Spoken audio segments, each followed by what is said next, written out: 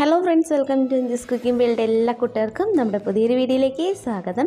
ഇന്ന് നല്ല ടേസ്റ്റുള്ളൊരു കേക്ക് പുഡിങ്ങാണ്. അപ്പോൾ നമ്മൾ സാധാരണ രീതിയിൽ തന്നെ ഒരു കേക്കിൻ്റെ സ്പഞ്ചൊക്കെ റെഡിയാക്കി എടുത്തിട്ടുണ്ട്. പിന്നെ കുറച്ച് ബദാമും നട്ട്സൊക്കെ കൂടി ചേർന്നിട്ടുള്ളൊരു കിടുക്കാച്ചിയായിട്ടുള്ളൊരു റെസിപ്പി തന്നെയാണ്. അപ്പോൾ നമുക്ക് ഒട്ടും വൈകാതെ തന്നെ നമ്മുടെ വീഡിയോയിലേക്ക് പോകാം. ആദ്യം തന്നെ നമുക്ക് ഫ്ലോർ മിക്സ് ഒന്ന് റെഡിയാക്കി എടുക്കണം. അതിന് വേണ്ടിയിട്ട് 1 കപ്പ് മൈദമാവും, അതിലേക്ക് ഒരു 1/4 ടീസ്പൂൺ ബേക്കിംഗ് സോഡയും 1/2 ടീസ്പൂൺ ബേക്കിംഗ് പൗഡറും ഒരു പിഞ്ച് ഉപ്പ് ഇട്ടിട്ട് നന്നായിട്ടൊന്ന് അരിച്ചെടുക്കാം. ഒരു 2-3 വട്ടങ്ങളൊന്ന് അരിച്ചെടുക്കാം. നമ്മൾ സാധാരണ കേക്കിൻ്റെ സ്പഞ്ച് തയ്യാറാക്കുന്ന സെയിം മെത്തേഡ് തന്നെയാണ്.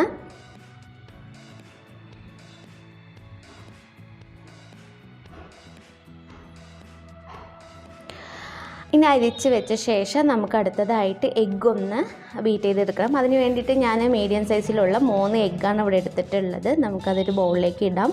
അതുപോലെ തന്നെ അതിലേക്ക് 1 ടീസ്പൂൺ വാനില എസൻസ് കൂടി ഒഴിച്ച് കൊടുത്തിട്ട് നന്നായിട്ടൊന്ന് ബീറ്റ് ചെയ്തെടുക്കാം.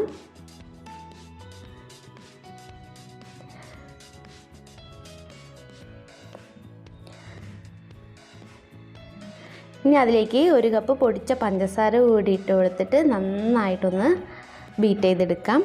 ഓഫ് വൈറ്റ് കളർ ആവുന്നത് വരെ നന്നായിട്ടൊന്ന് ബീറ്റ് ചെയ്യാം.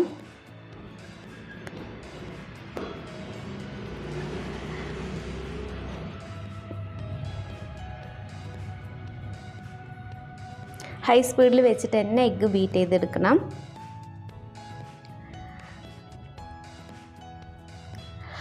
അങ്ങനെ ഇതവിടെ എഗ്ഗ് നന്നായിട്ട് ബീറ്റ് ചെയ്തെടുത്തിട്ടുണ്ട്. ഇനി അതിലേക്ക് നമുക്കൊരു 1/4 കപ്പ് സൺഫ്ലവർ ഓയിൽ കൂടി ഒഴിച്ചു കൊടുക്കാം. എന്നിട്ട് ജസ്റ്റ് ഒന്ന് മിക്സ് ചെയ്തെടുത്താൽ മാത്രം മതി.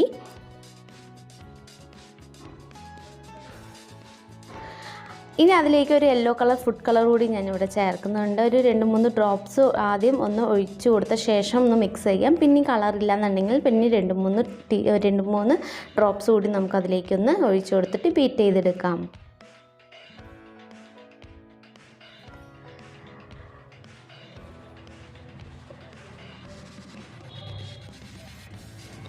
അങ്ങനെ ഇതവിടെ കളറും ചേർത്ത ശേഷം നന്നായിട്ട് മിക്സ് ചെയ്തെടുത്ത ശേഷം ഇനി അതിലേക്ക് നമ്മൾ അരിച്ചു വെച്ചിട്ടുള്ള ഫ്ലോർ മിക്സ് കുറേശ്ശെ ഇട്ട് കൊടുക്കാം. അതിനോടൊപ്പം തന്നെ ഒരു 1/4 കപ്പ് പാല് കുറേശ്ശെ ആയിട്ട് നമുക്ക് ഒഴിച്ചു കൊടുത്തിട്ടൊന്ന് ഫോൾഡ് ചെയ്തെടുക്കാം.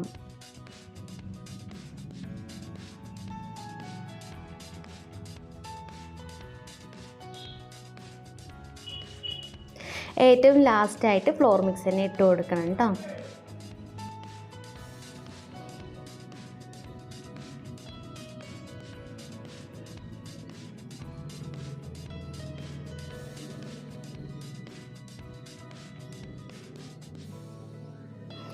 ഇനി നന്നായിട്ട് അതൊന്ന് മിക്സ് ചെയ്ത ശേഷം നമുക്കൊരു 8 ഇഞ്ച് കേക്ക് ടിന്നിലേക്ക് നമുക്ക് ഈ ഒരു ബാറ്റർ ഒഴിച്ച് കൊടുത്തിട്ട് 10 മിനിറ്റ് പ്രീ ഹീറ്റ് ചെയ്ത് വെച്ചിട്ടുള്ള ഓവനിലേക്ക് നമുക്കിതങ്ങോട്ട് മാറ്റാം.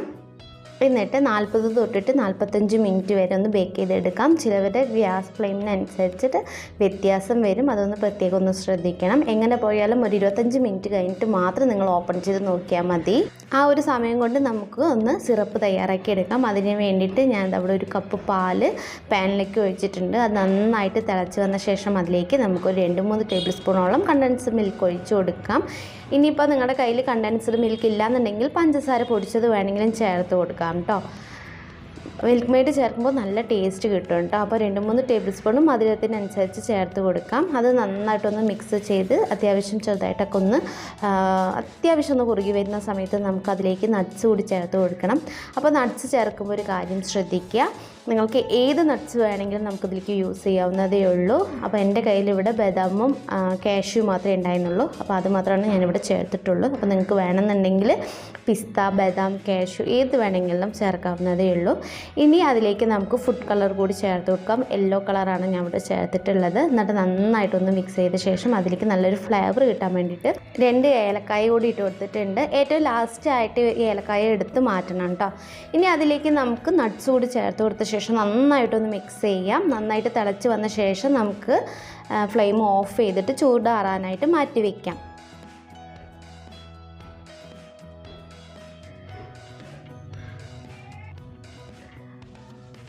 ഇനി നമുക്ക് ഇത് ചൂടാറി വരുന്ന സമയം കൊണ്ട് ക്രീം ഒന്ന് ബീറ്റ് ചെയ്തെടുക്കാം. ഞാനിവിടെ 1 കപ്പ് വിപ്പിംഗ് ക്രീം എടുത്തിട്ടുണ്ട്.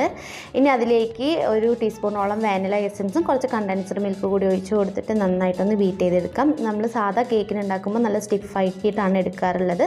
ഇതിലേക്ക് നമുക്ക് അത്രത്തോളം സ്റ്റിഫാക്കി എടുക്കേണ്ട ആവശ്യമില്ല. നമുക്ക് കുറച്ച് ലൂസായിട്ട് തന്നെ മതി. ഇനി അതിലേക്ക് കുറച്ച് യെല്ലോ കളർ ഫുഡ് കളർ കൂടി ചേർത്തിട്ട് ബീറ്റ് ചെയ്തെടുക്കാം. ഇപ്പോൾ ഇവിടെ അത്യാവശ്യം ക്രീം ബീറ്റായി വന്നിട്ടുണ്ട്. ഓൾറെഡി നമ്മുടെ കേക്കിൻ്റെ സ്പഞ്ചും നന്നായിട്ട് തണുത്ത് വന്നിട്ടുണ്ട്. ഇനി നിങ്ങളുടെ കയ്യിൽ ഏത് ബൗളാണോ അതിലേക്ക് നമുക്ക് ഈ ഒരു സ്പഞ്ച് വെച്ച് കൊടുക്കാം. ഇനി അതിലേക്ക് നമ്മുടെ നേരത്തെയുള്ള സിറപ്പ് കൂടി ഒഴിച്ച് കൊടുത്ത ശേഷം ക്രീം നമുക്ക് അതിൻ്റെ മുകളിലേക്ക് വെച്ച് നന്നായിട്ടൊന്ന് സ്പ്രെഡ് ചെയ്ത് കൊടുക്കാം.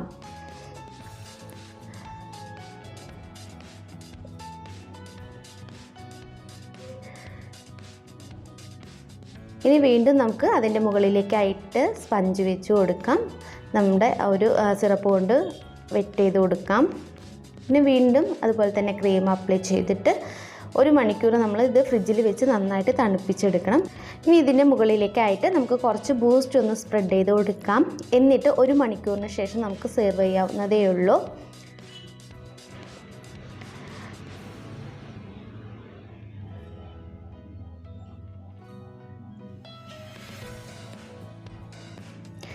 അതിന് മുകളിലേക്കായിട്ട് ചെറുതായിട്ടൊന്ന് നമുക്ക് ഡെക്കറേറ്റ് ചെയ്തെടുക്കാൻ വേണ്ടിയിട്ട് ഞാനൊരു പേപ്പർ മെയിലേക്ക് ക്രീം ആക്കിയിട്ടുണ്ട്. നമുക്ക് ചെറിയൊരു ഡിസൈൻ കൂടി ചെയ്തെടുക്കാം. അങ്ങനെ ഇതവിടെ 1 അവർ ആയിട്ടുണ്ട്. നല്ല സൂപ്പർ ടേസ്റ്റുള്ളൊരു കേക്ക് പുഡിംഗ് ആണ്. അതിൻ്റെ ഉള്ളിലുള്ള ഫില്ലിങ്സൊക്കെ തന്നെ നമുക്ക് കഴിക്കാൻ നല്ല ടേസ്റ്റാണ്. അപ്പോൾ എല്ലാവരും ഇത് വീട്ടിൽ ട്രൈ ചെയ്ത് നോക്കണം. നല്ല സിമ്പിളായിട്ട് നല്ല ടേസ്റ്റായിട്ടുള്ളൊരു കേക്ക് പുഡിംഗ് ആണ്. അപ്പോൾ തീർച്ചയായിട്ടും നിങ്ങൾക്ക് ഇന്നത്തെ ഈ ഒരു വീഡിയോ ഇഷ്ടപ്പെട്ടു കാണുമെന്ന് ഞാൻ വിശ്വസിക്കുന്നു. അപ്പോൾ എന്നും പറയുന്ന പോലെ തന്നെ നമ്മുടെ ചാനൽ ഒന്ന് സബ്സ്ക്രൈബ് ചെയ്യുക, ലൈക്ക് ചെയ്യുക, കമൻറ്റ് ചെയ്യുക. അടുത്ത നല്ലൊരു വീഡിയോ എത്തുന്നതിലേക്കും എല്ലാ കൂട്ടുകാർക്കും ബൈ ബൈ.